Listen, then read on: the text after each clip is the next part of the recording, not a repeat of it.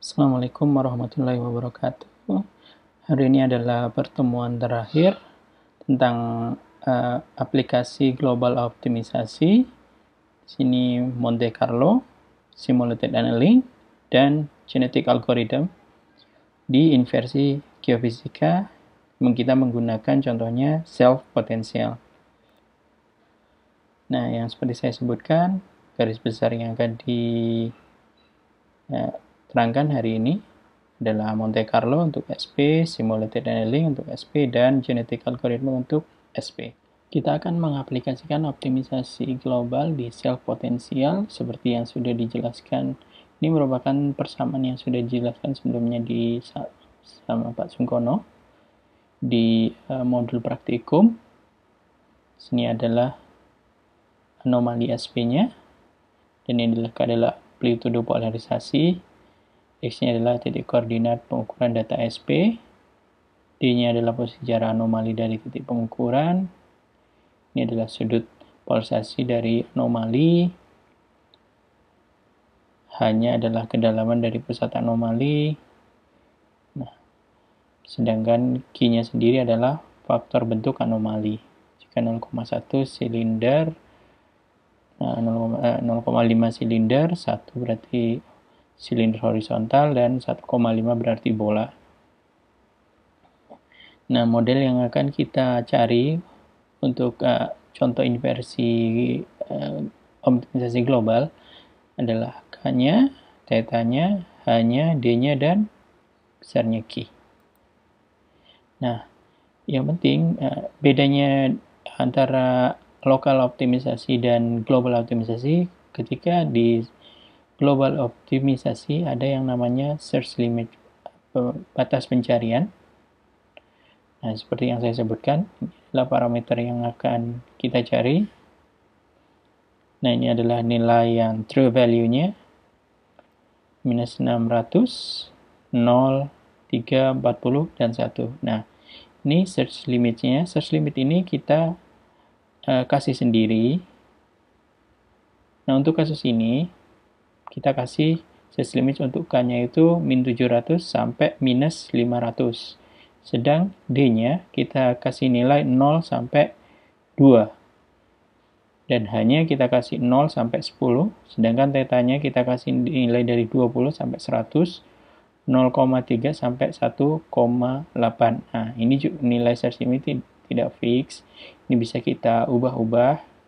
Kalau pertama, ini kan karena kita tahu berapa nilai true value-nya, jadi kita kasih range sekian. Kalau kita tidak tahu, bisa search-nya aja tuh bisa lebar. Nah, kita melakukan inversi, hasilnya jelek, kita perkecil lagi pencariannya, seperti itu. Nah, sedangkan yang ini berbeda pula dengan metode optimisasi lokal. Model awalnya, kita itu dari random model.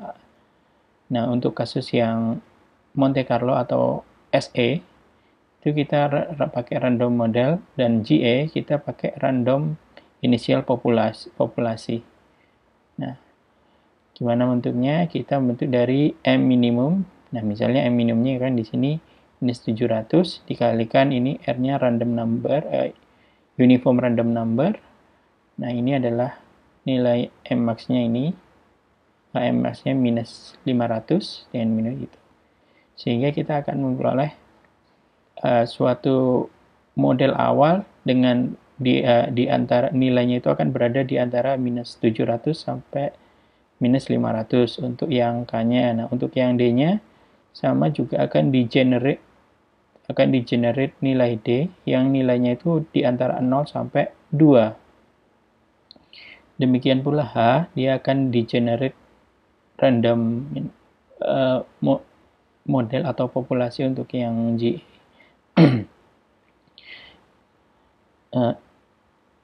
Itu antara 0 sampai 10 θ. Demikian pula untuk variabel yang lainnya.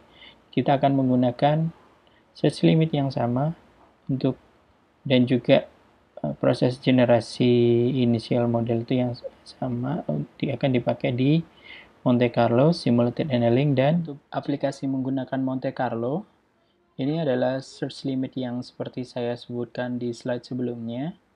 Untuk K, D, H, theta, dan Q. Nah, seperti yang saya sebutkan sebelumnya juga, bahwa model awalnya itu acak, di mana diberi seperti persamaan seperti ini. Nah, nanti persamaan yang initial random number, initial random model, bukan number, ini model, ini akan dipakai untuk menghitung ini forward model yang untuk SP self potential seperti ini. Baik, untuk detailnya bisa dilihat di MATLAB code ini, MC_SP ini. Ini saya coba jelaskan lagi bagaimana flowchart dari Monte Carlo. Pertama, kita akan mengenerasi model awal yang ini. Initial random model, bukan number, maaf, ini salah tulis. Kita akan menghitung forward modelnya seperti ini di sini. Dari forward model kita bisa menghitung errornya. Error ketika iterasi I0. Nah, kita akan menghitung untuk yang I iterasi yang pertama, iterasi 1. Seperti ini, kita generasi lagi model iterasi pertama itu dengan memakai random number juga. Kita hitung forward modelnya, hitung lagi errornya. Nah, kita bandingkan error yang iterasi pertama ini, apakah lebih kecil daripada error yang ini? Kalau iya, kita terima. Yang model ini kita terima. Kalau enggak, kita tolak. Berarti model yang diterima itu sama dengan model yang ke-0. Begitu seterusnya, proses iterasi sampai I ke L. Nah, akhirnya kita akan memperoleh kumpulan solusi, tapi yang kita ambil pada iterasi yang terakhir untuk kasus ini. Nah, ini bisa dilihat di sini dulu. Sini adalah sumbu X-nya adalah jarak, X-nya jarak antar pengukuran dari pusat anomali ini. Dari minus 20 sampai 20 meter. Sedangkan sumbu Y-nya adalah anomali SP-nya. Nah, yang warna merah putus-putus ini adalah dari random initial model. Yang bulat-bulat ini adalah synthetic data tanpa noise, dan yang merah adalah solusi yang kita cari. Nah, walaupun dia tidak bisa menjelaskan penuh, apalagi di sekitar daerah sini, paling nggak dia sudah memperoleh polanya. Sedikit sudah bisa menjelaskan polanya. Pola dari solusi, pola dari data sintetik tersebut. Nah, ini untuk model yang initial model random ke-1.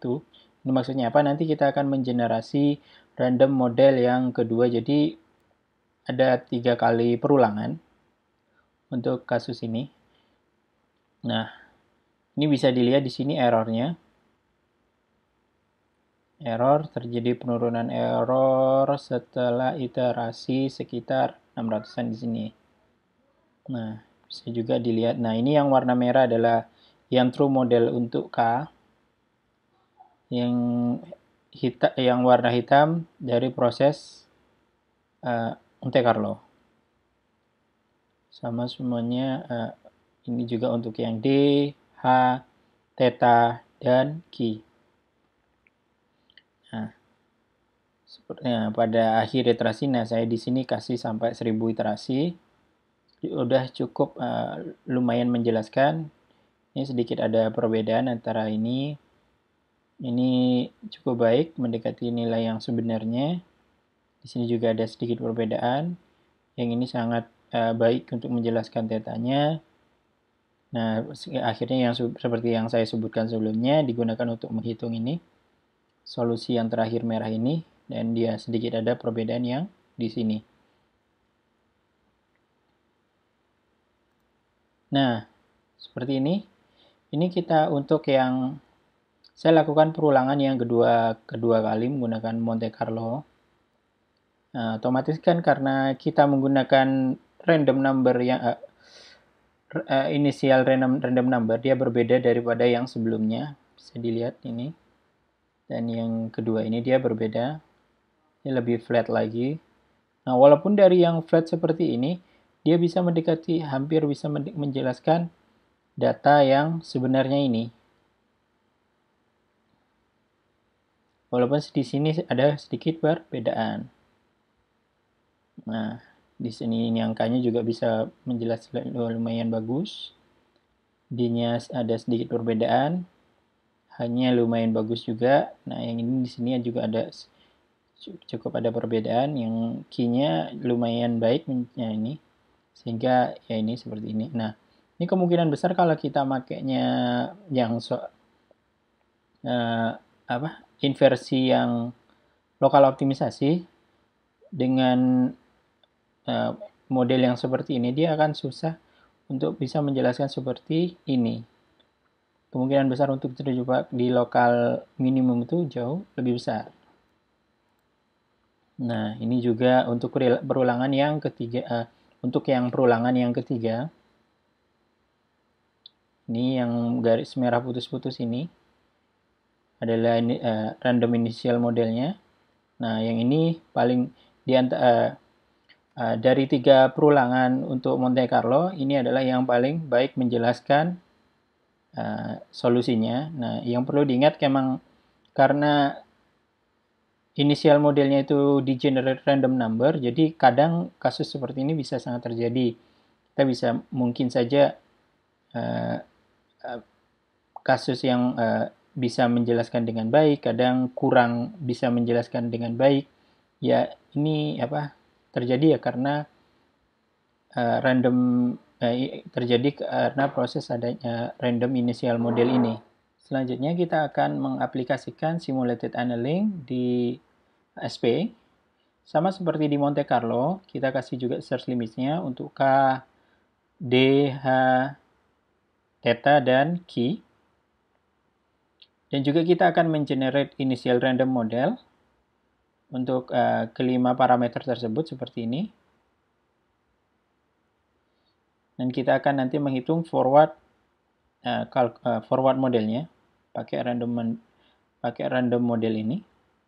Nah, untuk yang simulated annealing pakai cooling schedule-nya pakai persamaan ini. Sedikit berbeda dengan persamaan sebelumnya karena saya ketika menggunakan cooling schedule yang sebelumnya itu hasil inversinya kurang bagus, jadi saya mencoba mengganti pakai cooling schedule ini. Ternyata hasilnya lebih baik. Jadi saya putuskan untuk memakai ini. Untuk kasus yang SP ini, mungkin untuk kasus lain ini kurang bagus, bisa saja bagus. Itu makanya itu pemilihan cooling schedule itu juga case by case seperti yang sudah saya sebutkan. Baik, saya coba ulangi lagi bagaimana flowchart dari simulated annealing. Pertama, kita akan menghitung bukan menghitung. Kita akan mengenerasi model awal M0 pada iterasi ke-0 pada temperatur awal. Di sini adalah temperatur tertinggi. Nah, terus kita akan pertubasi. Nah, ini model awalnya. Ini di generate ini. Nah, kita akan mempertubasi modelnya pakai random number juga. Nah, kita akan menghitung energi ketika Mn plus 1 untuk yang pertubasi model.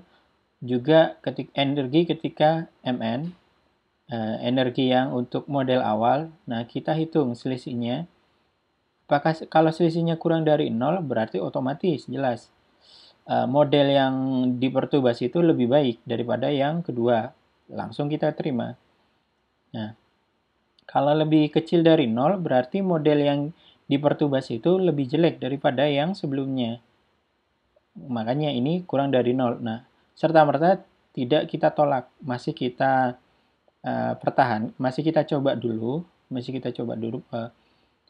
Coba dulu apakah dipertahankan atau tidak. Alasannya kenapa yang sudah saya sebutkan, dia agar tidak terjebak di lokal minimum. Nah, caranya gimana?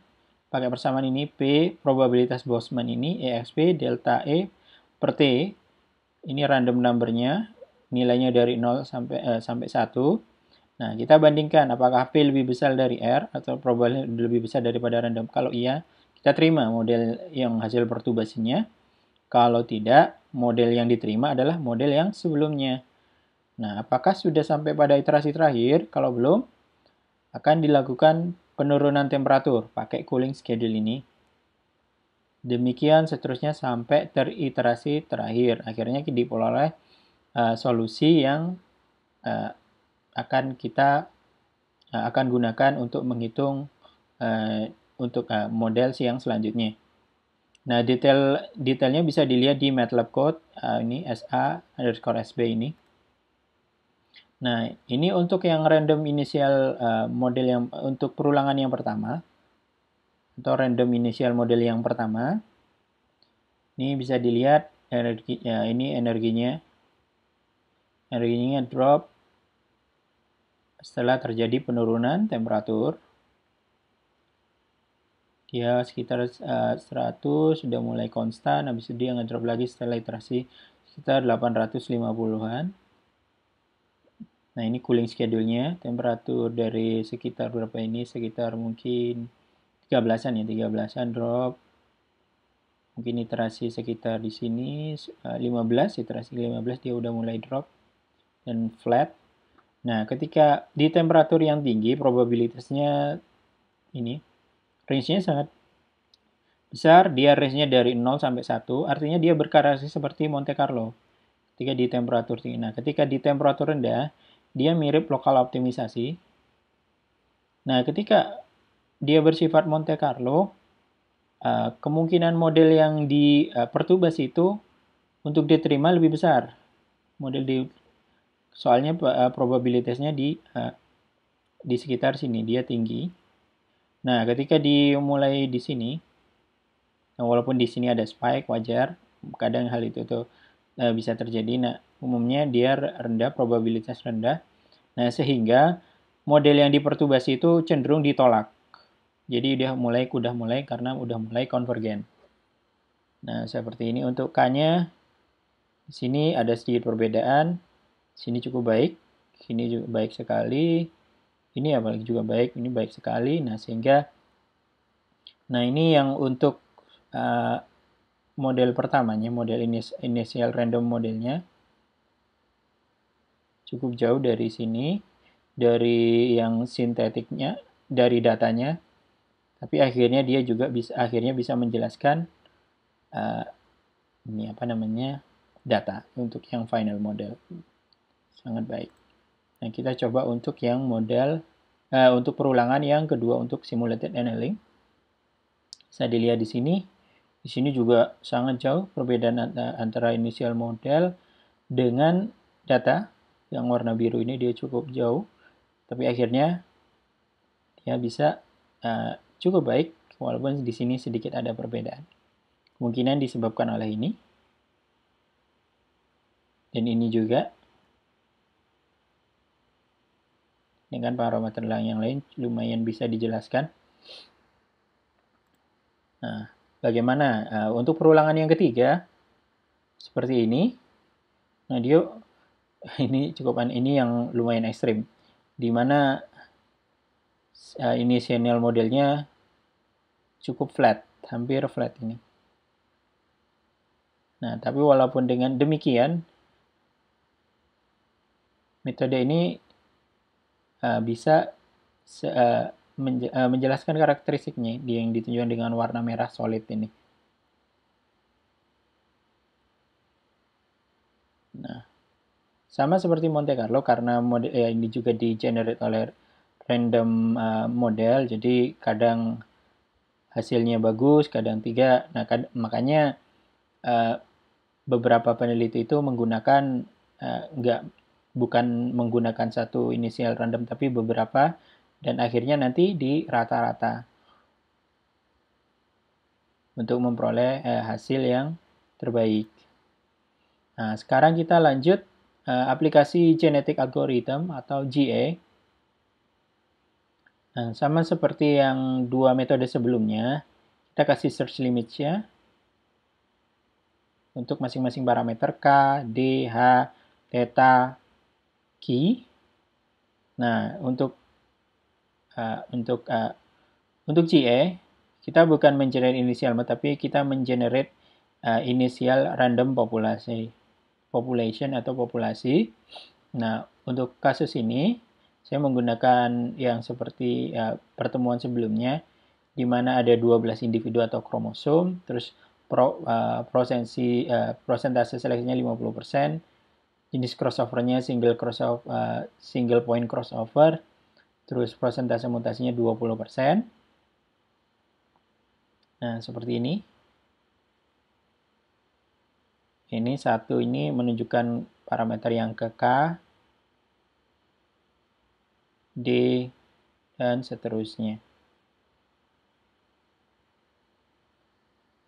Nah, saya coba jelaskan lagi proses GA flowchart-nya adalah pertama kita akan mengenerate initial population seperti ini. Terus kita akan menghitung besarnya cost atau misfit atau errornya untuk masing-masing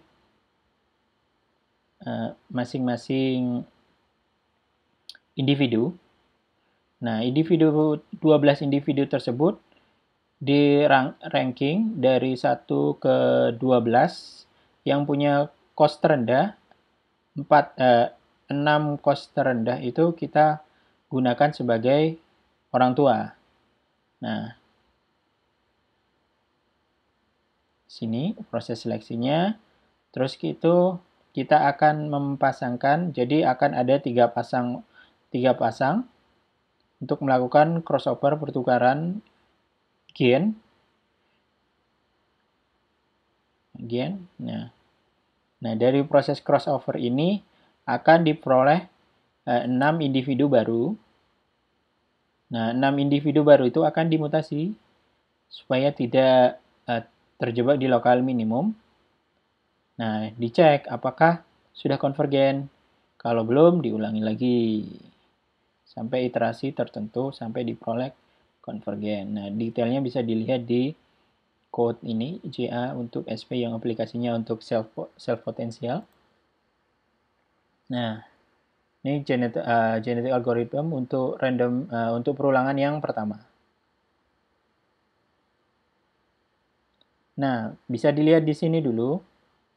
Ini adalah 12 individu atau populasi awal. Sini X-nya, di sini SP anomalinya. Nah, di sini sangat macam-macam kan, ada 12 individu yang kita generasi sebagai populasi awal. Nah, beberapa sangat jauh dari modelnya dari ini yang biru ini, dari data sintetik ini. Nah,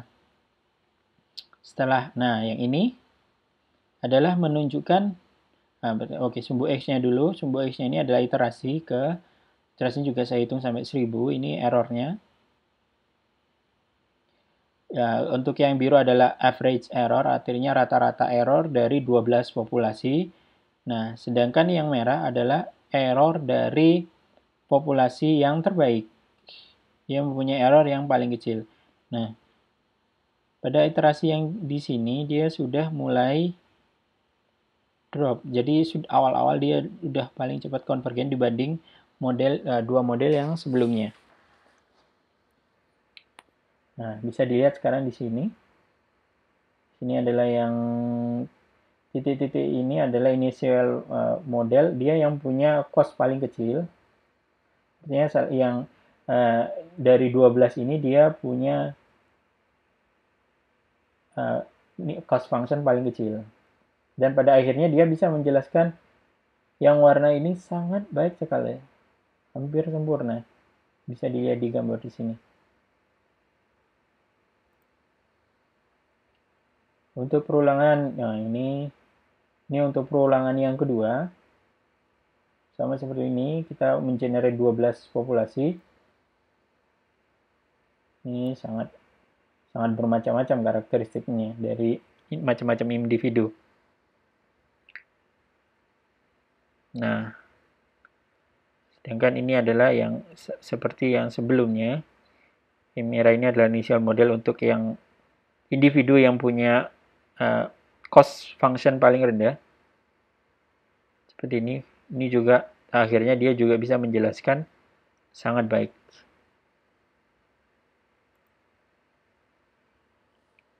Ini kita juga coba untuk iterasi, bukan iterasi maksudnya, untuk perulangan yang ketiga, random initial populasi yang ketiga. Ini adalah populasi awal, ada di sini ada 12. Ini adalah seperti sebelumnya, GA pada solusi yang terakhir. Sangat sangat baik menjelaskan data sintetiknya. Demikian penjelasan tentang aplikasi dari Monte Carlo, Simulated Annealing, dan Genetic Algorithm untuk sel potensial. Kalau misalnya ada pertanyaan, saya persilakan. Saya akhiri. Assalamualaikum warahmatullahi wabarakatuh.